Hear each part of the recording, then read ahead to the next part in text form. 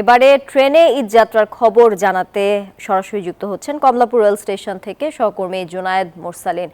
Junaid, Kamalapur railway স্টেশনে আজকের এখনকার চিত্র কেমন দেখছেন? আর সকাল থেকেই তো যাত্রীদের ভিড় ছিল, এই মুহূর্তে কি অবস্থা দেখছেন?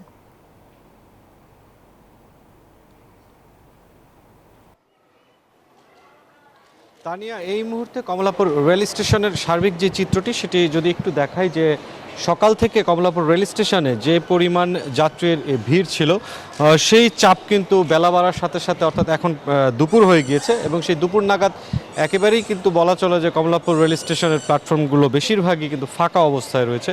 সকাল থেকে তানিয়া ঠিক সময় মতোই ট্রেনগুলো শিডিউল মেনেই ছেড়ে গেছে কমলাপুর রেল স্টেশনের প্ল্যাটফর্মগুলো থেকে। দু একটি ট্রেনে 20 থেকে 25 মিনিট সর্বোচ্চ দেরি হয়েছে। তবে বেশিরভাগ যাত্রীরাই যেই বিষয়টি বলছেন যে তারা স্বস্তি নিয়েই এই ট্রেনে যাত্রা করছেন। তবে শেষ মুহূর্তে যেই বিষয়টি দেখা গিয়েছে যে ট্রেনে ছাদে যাত্রার যে বিষয়টি সেটি কিন্তু শেষ পর্যন্ত রেলওয়ে কর্তৃপক্ষ ঠিকভাবে সামাল দিতে পারেননি, যার প্রভাব শনিবার রাত থেকে আজ রোববার সকাল 10টা সাড়ে 10টা পর্যন্ত যে ট্রেন ছেড়ে গিয়েছে সেই ট্রেনগুলোতে কিন্তু দেখা গেছে। সব মিলে এখন পর্যন্ত ট্রেনের যে যাত্রা সেটি বেশ স্বস্তি নিয়েই করেছেন যাত্রীরা। তবে সড়কের কিছু অবস্থা রয়েছে বেসামাল, সেই বিষয়টি জানার জন্য আমরা গাজীপুরে চলে যাব। আমাদের সহকর্মী জাহাঙ্গীর রয়েছেন সেখানে।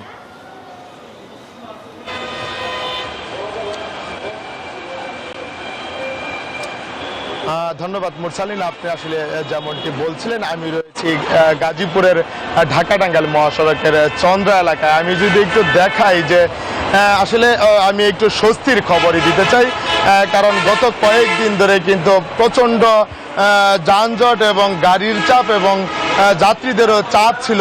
আজ সকাল পর্যন্তও কিন্তু যাত্রীদের অনেক চাপ ছিল এবং যানবাহনের অনেক চাপ ছিল। সেই চাপকে উপেক্ষা করে কিন্তু বেলা বাড়ার সাথে সাথে কিন্তু গাড়ির চাপ এবং যাত্রীর চাপ কমে গেছে। আমি যদি একটু বলি যে অনেকটা স্বস্তিদায়ক ভাবেই কিন্তু আসলে যানবাহন চলছে এবং যে মহাসড়ক রয়েছে সেই মহাসড়ক কিন্তু আসলে এখন যে চিত্র রয়েছে সেই চিত্র কিন্তু খুব স্বাভাবিক অবস্থায় যানবাহন চলছে এবং আইন শৃঙ্খলা বাহিনী রয়েছে। তারা যেমনটি বলছেন যে তারা কিন্তু নিরাপদেই যাত্রীদেরকে পাঠানো হচ্ছে এবং ঢাকা টাঙ্গাইল যে মহাসড়ক রয়েছে সেই মহাসড়কের চিত্র কিন্তু এখন স্বাভাবিক রয়েছে। তো এই ছিল গাজীপুরের ঢাকা টাঙ্গাইল মহাসড়ক থেকে সর্বশেষ তথ্য। আমি ফিরে যাচ্ছি।